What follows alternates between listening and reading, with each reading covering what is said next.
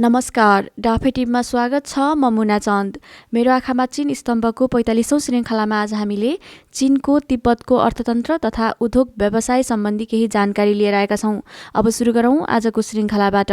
विगतमा तिब्बतमा तिब्बती कम्बल, तिब्बती बुट, काठको कचौरा आदि बनाउने परम्परागत हाते व्यवसाय मात्र प्रचलित थियो। आधुनिक उद्योग व्यवसाय केही पनि थिएनन्। सन् 1951मा तिब्बतको शान्तिपूर्ण मुक्तिपछि, विशेष गरी सन् 1959मा प्रजातान्त्रिक सुधार भएपछि तिब्बतमा उद्योग व्यवसायको तीव्र विकास हुँदै आएको छ। हाल त्यहाँ कोइला, यन्त्रादि, रासायनिक उद्योग, प्लास्टिक सामग्री, वस्त्र उद्योग, खाद्यान्न, छाला, कागज आदि क्षेत्रका उद्योगहरूको स्थापना भइसकेको छ। ती उद्योगहरूको सानो ढाँचाका व्यवसाय हुन्। यिनीहरू मुख्यतः लासा सहर, लिन्ची, रिकाज आदि क्षेत्रमा छन्। आधुनिक वाणिज्य, पर्यटन, मनोरञ्जन, सूचना प्रविधि आदि व्यवसाय पहिले तिब्बतमा नभएका सबै नयाँ व्यवसाय हुन्।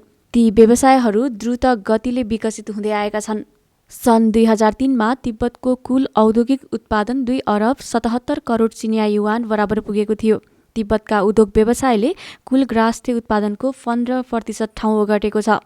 भविष्यमा तिब्बतमा उद्योग व्यवसायको सक्रियताका साथ विकास गरी व्यवसायको बनोटमा समन्वय ल्याई खनिज व्यवसाय, वन, पशु उत्पादन यी 3वटा स्रोतको विकास तथा प्रयोगको प्रयास गर्नेछ।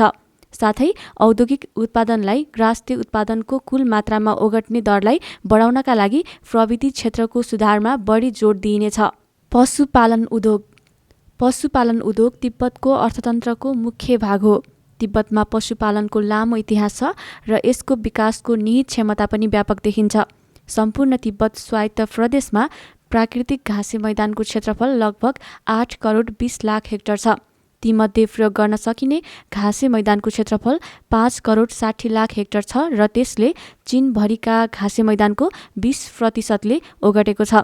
यो चीनका 5वटा पशुपालन क्षेत्रमध्येका एक हो। त्यहाँको घाँसमा धेरै पौष्टिक तत्त्व रहेको बताइएको छ। तिब्बतमा पशुपालन उद्योगले कृषिको कुल उत्पादनको 60% स्थान ओगटेको छ। त्यहाँ पालिने पशुहरूमध्ये चौरी, तिब्बती भेडा, तिब्बती बाख्रा आदि प्रमुख छन्। चौरीको सङ्ख्या सबैभन्दा बढी छ। पठारमा पाइने पशु चौरी हो। चौरीको दुध तथा मासु बढी हुन्छ र यसलाई यातायातको साधनका रूपमा पनि प्रयोग गरिन्छ। सुक्खा ठाउँमा तिब्बती भेडा पालिन्छ। वन उद्योग। तिब्बतमा भएको वनको कुल क्षेत्रफल 63 लाख हेक्टर छ। यो तिब्बत स्वायत्त प्रदेशको कुल भूभागको 5% हो। यो प्रतिशत चीनको औसत प्रतिशतको तुलनामा एकदमै कम हो। तर तिब्बतमा भएका दारका लागि प्रयोगमा ल्याइने रुखको कुल परिमाण 1 अरब 40 करोड क्युबिक मिटर छ। यस दृष्टिकोणले तिब्बत चीनमा दोस्रो स्थानमा रहेको छ। तिब्बत चीनमा पछिका लागि साँची राखिएको जङ्गलको महत्त्वपूर्ण अखडा हो। तिब्बतमा वनको मुख्य स्रोत खास गरी यालुचाङ्बु नदीको मध्य तथा तल्लो भाग, साननान क्षेत्र तथा पूर्वी भागको उपत्यकामा रहेका छन्। यस क्षेत्रको वन्य स्रोतमा मुख्यतया प्राकृतिक जङ्गल रहेको छ। तिब्बत सरकारले हाल पर्यावरणीय निर्माणलाई ठूलो महत्त्व दिएको छ। यस प्रदेशमा 18वटा राष्ट्र स्तरीय तथा प्रान्त स्तरीय प्राकृतिक संरक्षण क्षेत्रको निर्माण गरिएको छ। ती संरक्षण क्षेत्रहरूले तिब्बत स्वायत्त प्रदेशको कुल भूभागको 33.9% क्षेत्रफल ओगटेका छन्।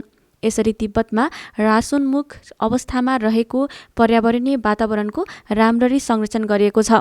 हालसम्म तिब्बतको पर्यावरणीय अवस्था आधारभूत रूपमा अछुत अवस्थामा छ र यो चीनमा वातावरणको दृष्टिकोणले संरक्षण गरिएको सबैभन्दा राम्रो क्षेत्र हो।